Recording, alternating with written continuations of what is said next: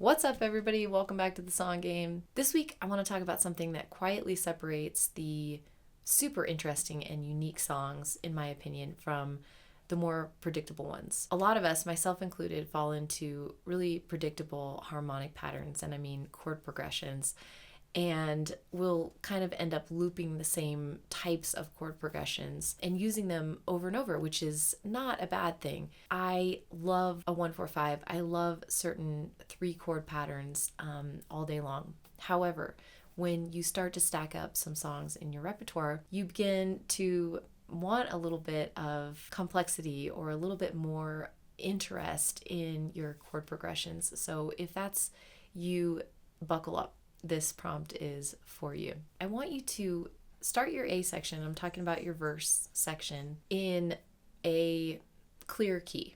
You want to start it in a clear way with a few chords that go together really nicely. And then somewhere along the way in your A section, in your first verse, I want you to start looking for a place to go that doesn't maybe feel really natural right off the bat. And maybe this means that you're going to search for a chord or let your fingers find a chord that feels just a little bit uncomfortable, something that creates some tension. You can accomplish this by maybe using a chord that would go in the progression, but taking a finger off or adding a finger somewhere to add another note into the chord. But what we're searching for here is to take the progression into just a little different area that feels different. It gives you a different feeling when you hear it.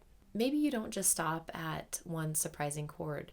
Maybe, as I found, you can follow that surprising chord with a little sequence of chords that kind of match that offset chord. And then when you take it back to the top of the second verse, there might be a little bit of an edge there. It might be hard to get back into your original chord progression.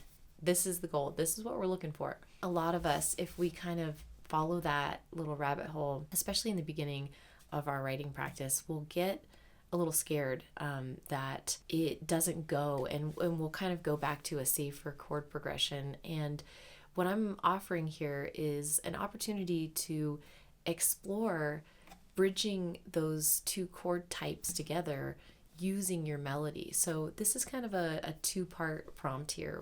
We're using the harmony section, the chord progression, in a way that feels a little bit exploratory and gets us away from that predictable chord pattern that we're so used to hearing and playing. And then using the melody to tie everything together. And I think this is actually the really fun part, working with melody to tie the different chords together. Let me show you what I mean in terms of this chord structure. So I'm going to start in the key of D minor. And I was playing with this last night, and this is what gave me this idea here. So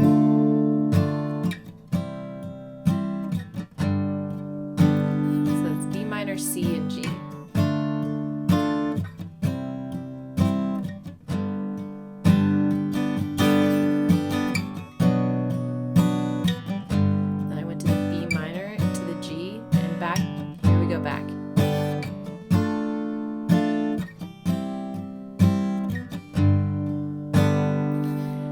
Go into why, but when we go to that B minor G section, we're kind of changing keys, and what would go naturally with that B minor G would be the D major, which we could change the D minor to a major. But what might be interesting, it might give us a new something new to play with, is if we keep the D minor and we just find a melody note that will bridge those two. This is an exploration, so you're going to find yourself in odd territory when you're exploring for that melody note. And just let yourself fail. Let yourself find notes that don't go. Let me just play you what I've been messing around with, and where your vocal melody will want to go, and it will show you how it doesn't work, and then you might be able to find something that does. So I'm just going to play with this really simple melody over top, and I'll play the chord progression with a simple melody, and I'll show you where it kind of wants to naturally lead and why it ends up feeling wrong.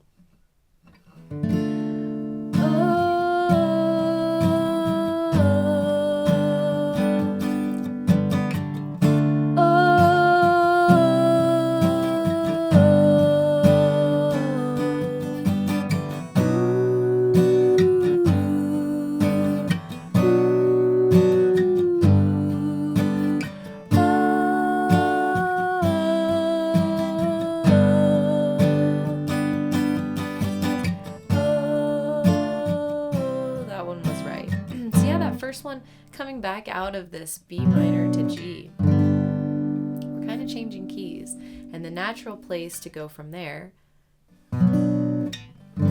instead of the D minor, which is the original key, the original beginning of that chord progression, it would be a D major, because that's in this key, this B minor. So let me play that.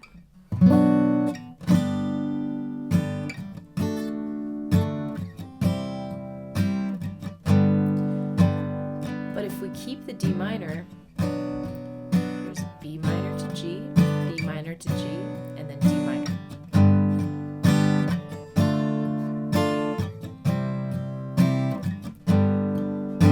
Okay, so something might be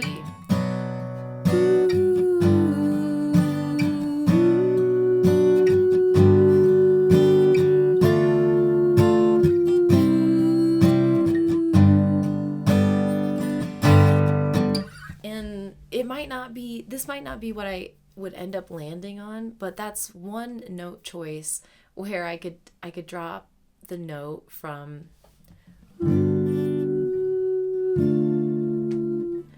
do a half note drop and just use the melody to kind of lead into that chord. You could find something more interesting. That's just what I'm coming up with here in the moment. But my point is that when we keep a chord in an unnatural way, or keep an unnatural chord in the progression, we have some more options here for something unique, a unique writing experience. And if you're just new to writing, you've got all kinds of time to write 10,000 three-chord songs, and we all do. But at some point in your writing journey, you may become curious as to what else you can do with your writing that would help your songs stand out. And this is just one little area to explore and get yourself out of those predictable patterns that we all find ourselves in. If this week's prompt helped to get you guys a little bit outside the box harmonically, I'd love to hear about it. If you want to share a snippet of your process, tag us at Inside the Song Game on Instagram. And if you want to share a full song, go to InsideTheSongGame.com and head to the Song Game tab where you'll find a submission form. I can't wait to hear where you guys land this week harmonically, and I'll see you guys again next week for another prompt.